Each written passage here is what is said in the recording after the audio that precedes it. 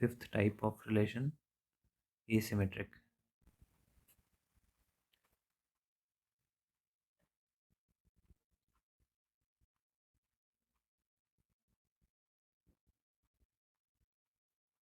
तो ये asymmetric relation जो है, ये इसकी डेफिनेशन बहुत स्ट्रिक्ट है।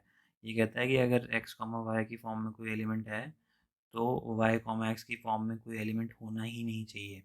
अगर y कॉमा एक्स की फॉर्म में कोई एलिमेंट हुआ तो ये एसिमेट्रिक रिलेशन नहीं रह जाएगा। तो केवल x comma why he allowed है, इसी फॉर्म में अलाउड है चीज़ें। और डेफिनेशन से इसको ज़्यादा क्लियरली नहीं समझा सकता है, इसको एग्जाम्पल से देखते हैं। एग्जाम्पल से पहले हम एक ज़रूरी पॉइंट लिख लेते हैं।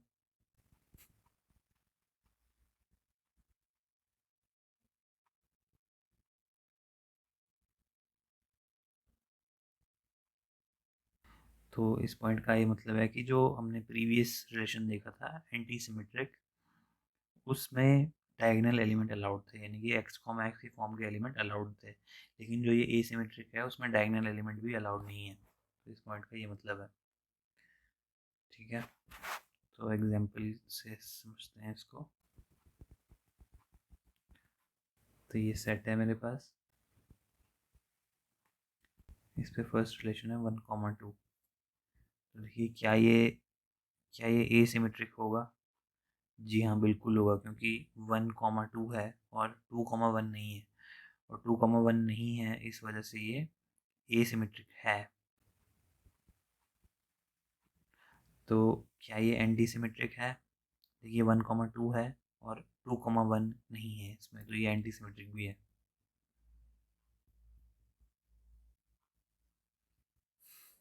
ठीक है,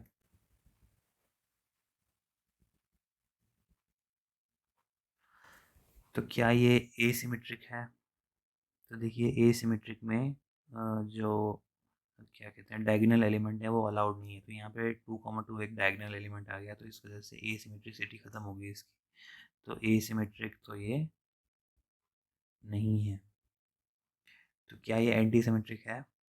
तो एंटी सिमेट्रिक में डायगोनल एलिमेंट तो अलाउड है, 2,2 से हमें कोई प्रॉब्लम नहीं है। 1,2 के लिए 2,1 नहीं होना चाहिए।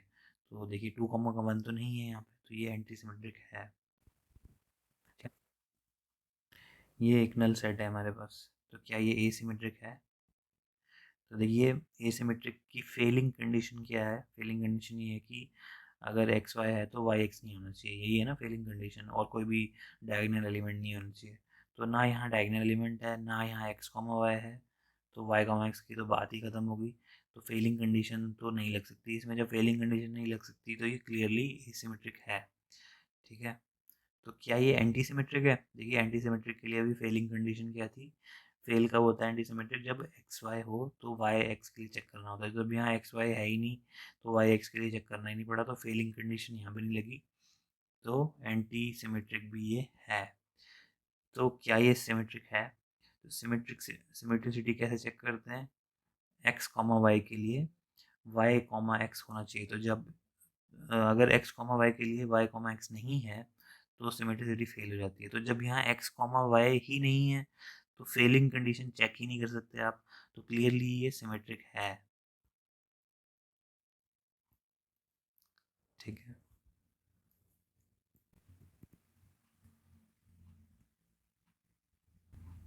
अब इसको देखिए।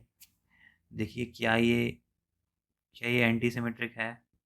क्या ये एंटी सिमेट्रिक है? देखिए failing condition, anti symmetric fail कब होता है? जब एक्स कॉमा वाई और वाई कॉमा एक्स हो तो एंटी सिमेट्रिक फेल हो जाता है। तो ये फेल हो गया, तो एंटी सिमेट्रिक तो नहीं है ये। क्या ये एसिमेट्रिक है? तो एसिमेट्रिक की फेलिंग कंडीशन क्या है कि एक्स कॉमा वाई के लिए वाई कॉमा एक्स नहीं होना चाहिए। तो यहाँ पे तो है, तो क्लियरली एसिमेट्रिक भी नहीं है ये। तो क्या ये सिमेट्रिक है? For every x comma y there must exist y comma x. तो 1,2 के लिए 2,1 है, तो ये सिमेट्रिक तो है।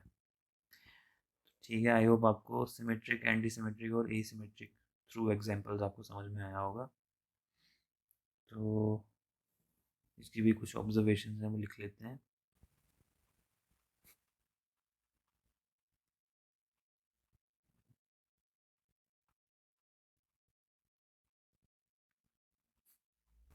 पहली चीज़ तो वही है कि diagonal elements can be present in anti symmetric but not in asymmetric. मैंने स्टार्टिंग में भी ये लिखवा था कि asymmetric is more stricter than anti symmetric, तो यही चीज़ दोबारा लिखी है।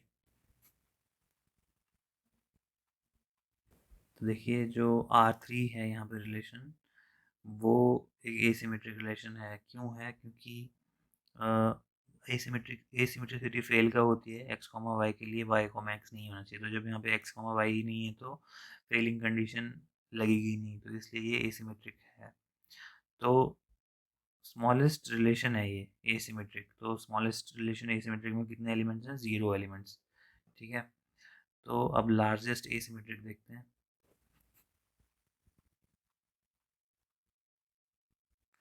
तो अगर हम A क्रॉस A लें, यानी कि कार्टेशियन प्रोडक्ट लें, तो कार्टेशियन प्रोडक्ट में क्या क्या आएगा?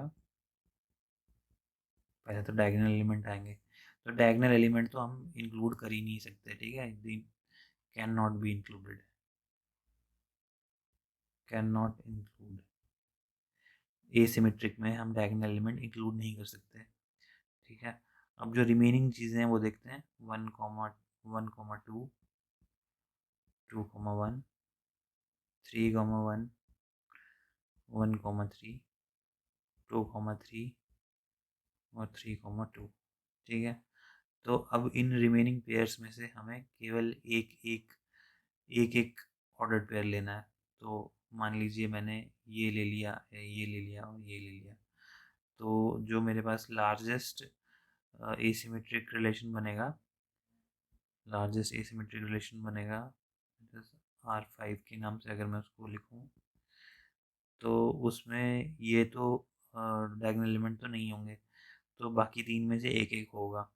तो यहाँ मैंने ये ले लिया, 2,1 ले लिया है और 3,1 ले लिया है और 3,2 ले लिया है। तो this will be the largest